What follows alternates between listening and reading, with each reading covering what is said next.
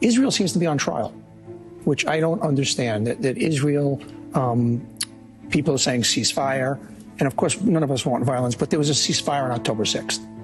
And since that time, we know what happened on October 7th, beheading, raping, every inhumane thing that you can do by a group whose only mission is not real estate, and it's not protecting Palestinian people. They put their own people in harm's way. They use them as shields.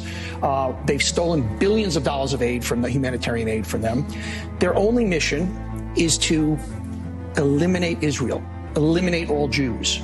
That's it. That's their mission. And yet, constantly, Israel seems to be on the defensive. There is something that, for some reason, evil is not graded the same way when it's against Jews and it's against Israel. And I don't understand that. There's such an anti-Israeli bias because their domestic politics under Netanyahu. Netanyahu needs to go, by the way. Correct. And I think U.S. foreign policy experts think that he may not be there. He may not be. But there is this real bias against the plight of Israel, even in the wake of 1,400 primarily civilians being slaughtered over an 8.5-hour period, mutilated, slaughtered, raped in front of their children and husbands and wives. And what has Israel since then been on the defensive, explaining every move they make? And obviously, like any human, we want to do everything we can to protect every life. Of course. But they're in a war.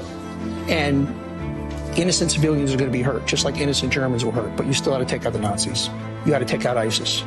And Hamas has to be taken out. And there's no other answer. You can't live next door to people whose entire mission is to annihilate you and destroy you. And people in this country are cheering.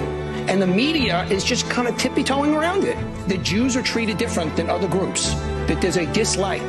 That there is somehow that Jews being hurt or being slaughtered is different than other people being hurt. That somehow they have it coming to them. Yeah, I said it. That's what this is about. I don't know why the media just can't lay things out evenly.